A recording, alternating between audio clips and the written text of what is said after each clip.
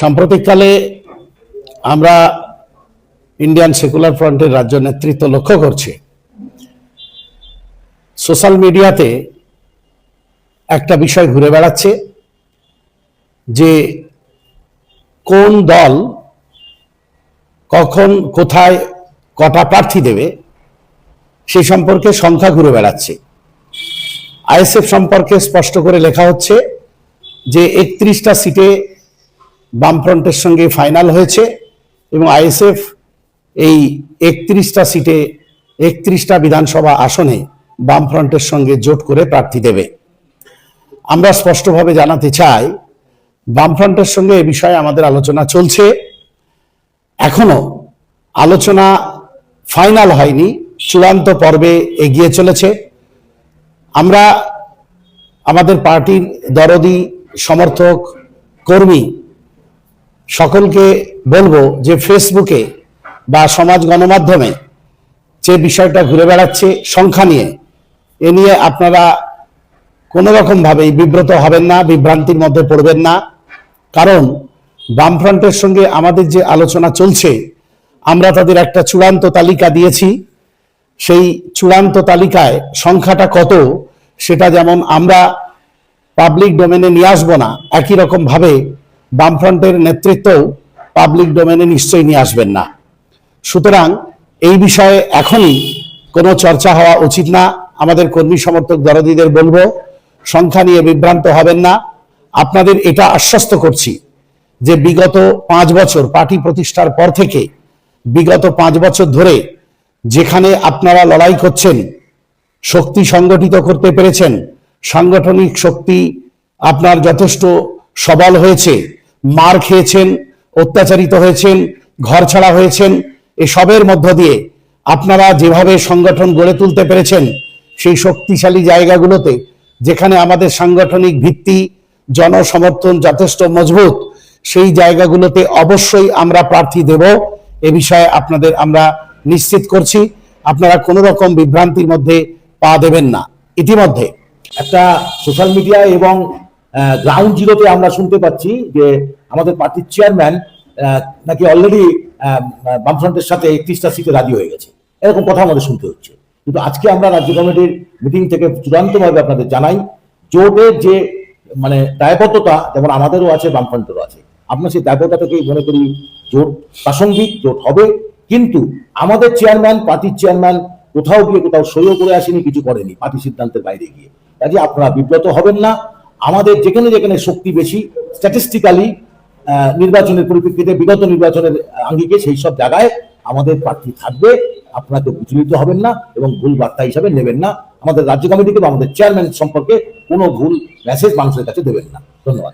আমাদের আজকে যে প্রেস বিবৃতি, আমাদের পার্টির কার্যকরী সভাপতি তিনি মূল বক্তব্য বলে দিয়েছেন এবং বিশেষ করে আমাদের সারা রাজ্যে আমাদের পার্টির দরদি বন্ধু সমর্থক এবং যারা যোদ্ধা আছেন তাদের কাছে একটাই বার্তা, আমাদের পার্টির চেয়ারম্যান, আমাদের দলের পৃষ্ঠপোষক, এই বাংলার দুর্নীতিগ্রস্ত তৃণমূল এবং সাম্প্রদায়িক বিজেপির বিরুদ্ধে আমাদের ঐক্যবদ্ধ হয়ে লড়াই করতে হবে এবং ধর্মনিরপেক্ষ জোট করার ক্ষেত্রে আমরা সবসময় বদ্ধপরিকর এবং আমাদের বুথ স্তরে সেই ঐক্য আমাদের গড়ে তুলতে হবে এবং সমস্ত শুভবুদ্ধি সম্পন্ন মানুষকে ঐক্যবদ্ধ করে আগামী 2026-এর নির্বাচনে দুর্নীতিগ্রস্ত তৃণমূল এবং সাম্প্রদায়িক বিজেপিকে পরাস্ত করার সমস্ত কিছু ভাবনা একত্রিত করে আমাদের লড়াই করতে হবে। এই বার্তাই আপনাদের কাছে আমরা রাখতে চাই এবং নির্বাচন করার ক্ষেত্রে আমাদের যে প্রাথমিক কাজগুলো থাকে, আমাদের যে কমিটিগুলো আছে, পরস্পর যে কমিটিগুলো আছে, সেই কমিটিগুলো এবং ঐক্যবদ্ধভাবে আমাদের সিদ্ধান্ত নিয়ে কাজ করতে হবে। আমি বলবো আমাদের কর্মী সমর্থক নেতৃত্ব যারা আছেন, সমাজ মাধ্যমের বার্তায় আপনারা বিভ্রান্ত হবেন না। পার্টির নির্দেশিকার দিকে আপনারা খেয়াল রাখুন। পার্টির যে নির্দেশিকা যাবে সেটাই সঠিক, বাজারি গণমাধ্যমে যেটা যাচ্ছে সেটাতে আপনারা বিভ্রান্ত হবেন না। আমার কাকার বিষয় যেটা বলছেন, উনি মমতা ব্যানার্জির খুব ক্লোজ, সে বিষয়টা নিশ্চিতভাবে কাকা বুঝে নেবেন। চুনাপুটিদেরকে পাত্তা দেয় না, আমি দেখছি ইদানিংকালে ওর বিরুদ্ধে যথেষ্ট মুখ খুলছে। এখন বিষয় হচ্ছে নওশাদ সিদ্দিকী, আব্বাস সিদ্দিকী। আমরা ওই তৃণমূল কংগ্রেসের শওকত মোল্লা সাহেব যে লেভেলের নেতা, 800-900 নেতা আছে ওই তার দলে, এই ধরনের তোর কথা আমরা পাত্তা দিই না। আমাদের লড়াই মমতা ব্যানার্জির রাজনৈতিক যে মতদর্শ পশ্চিমবাংলায় নিয়ে এসছে বা ক্ষমতায় থাকার পরে যে অন্যায়গুলো করছে তার বিরুদ্ধে লড়াই। সুতরাং কে কি ডায়লগবাজি করলো, স্ট্যান্ডবাজি করলো, ওটা আমরা পাত্তা দিই না। কারণ তার প্রমাণ হচ্ছে আমাদের শহীদ মিনারে পার্টির প্রতিষ্ঠা দিবসকে চ্যালেঞ্জ করে একটা প্রোগ্রাম করতে গিয়েছিল বিভিন্ন বিধানসভায়, এক নয় একাধিক বিধানসভা, ক্যানিং পূর্ব, পশ্চিম, বাসন্তী, গোসাবা, রাজারহাট, নিউ টাউন, হাড়োয়া, মিনাখা, বিভিন্ন জায়গা থেকে লোক নিয়ে এসে ভর্তি করার চেষ্টা করেছিল, তাও করে উঠতে পারেন। সুতরাং রাজনৈতিকভাবে দেউলিয়া হয়ে গিয়েছে।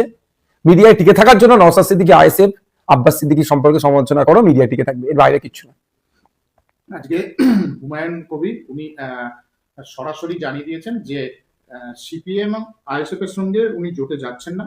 তার কারণ সিপিএম এবং আইএসএফ আসন সমঝোতা নিয়ে যে পরিমাণে সিট দাবি করছে সেটা নিয়ে তিনি রাজি নন। তাই আগামী দিনে মিম সহ একাধিক দলকে নিয়ে আগামী 25 তারিখে জোটের জন্য তার নিজস্ব এজেন্ডা বা নিজস্ব প্রার্থী ঘোষণা করতে পারে, এরকম একটা দিয়েছেন এবং পরিষ্কার করে দিয়েছেন। আইএসএফ বা সিপিএম এর সঙ্গে তিনি জোটে যাচ্ছেন না বা যাবেন না। আমাকে কি প্রশ্ন করছেন উনি, ওনার মন্তব্য, আমার প্রশ্ন কি? আমার জন্য প্রশ্নটা কি? দেখছেন উনি যেটা বলেছেন? দেখুন, উনি আগে একবার স্টেজে উঠে বলেছিলেন যে স্টেজ থেকে বলেছিলেন সিপিএম কে কটা সিট দেবো, আইএসএফ কে কটা সিট দেবো, কংগ্রেসকে কটা সিট ছাড়বো। আমি সেই সময় প্রতিক্রিয়া দিয়েছিলাম। আজকের দিনেও বলছি আমরা সিপিএম এর সাথে আলোচনায় আছি, আমরা একটা সিট নির্দিষ্ট একটা সিটের জন্য আলোচনা চলছে, কোন কোন সিটে দাঁড়াবে এটা নিয়ে চলছে, পর্যায়ে আছে। বাকি কে কোথায় থাকবে, কার সাথে যাবে না যাবে সেটাকে আমি তো জোর করে আটকে রাখতে পারি না। তবে একটা কথা আমাদের এ রাখা দরকার, যে বিজেপি তৃণমূলের বিরুদ্ধে ভোট না ভাগ হয়ে যায়, এটা আমাদের মাথায় রাখতে হবে। কারণ এর আগে উনি জোটের ব্যাপারে আগ্রহ প্রকাশ করেছিলেন এবং উনি জানিয়েছিলেন সিপিএম এর পাশাপাশি আইএসএফ এর সাথেও যাতে জোট হয় তার জন্য আলোচনা করতে প্রস্তুত, এবং তিনি আপনার সঙ্গে আলোচনা করেছিলেন, এরকমও বক্তব্য শুনতে শোনা গেছিল। উনি ফুট করাতে এসেছিলেন, তারপর অনেকটাই উনি পজিটিভ সিগন্যাল দিয়েছিলেন জোট নিয়ে, কিন্তু তারপরে হঠাৎ উনি বলছেন যে কারোর সঙ্গে জোট হবে না, আসন সমঝোতা নিয়ে যা শর্ত দিচ্ছে মেনে নেওয়া যাবে না। মানে কতটা আমরা আমাদের পক্ষ থেকে হুমায়ুন কবির সাহেবকে কোনো সিটে নিয়ে কথা হয়নি, বলিনি যে এই এতগুলো সিট লাগবে কি এত লাগবে না। আমরা বামেদের সাথে আলোচনা হয়েছে। উনি তো সরাসরি আপনাদের নাম করেও বলছেন, আইএসএফ এবং সিপিএম। যদি উনি ওনার বলছেন বলতে পারেন, কিন্তু আমরা বলছি যে আমরা কংগ্রেসকে বা হুমায়ুন কবির সাহেবকে বা অন্য কাউকে বাম ছাড়া যে আমরা মুর্শিদাবাদ, মালদা, দিনাজপুর, পশ্চিমবাংলা এত কটা সিটে লড়াই করবো, এই ধরনের প্রস্তাব বা এই ধরনের আলোচনা সিট ভিত্তিক কারোর সাথে কোনোদিন আমরা করিনি। তার মানে সিট নিয়ে শুধুমাত্র সিপিএম এর সঙ্গে হ্যাঁ, আমাদের আলোচনা হচ্ছে। শুধু সিপিএম এর, আমাদের না, আমাদের সহযোগী বেশ কয়েকটা শক্তি আছে যারা বিজেপি তৃণমূলের বিরুদ্ধে লড়াই করে, তাদের নিয়েও আমাদের সাথে আমরা আলোচনা করেছি। আচ্ছা, আরেকটা প্রশ্ন ছিল, সেটা হচ্ছে যে নির্বাচন কমিশন 7 জনকে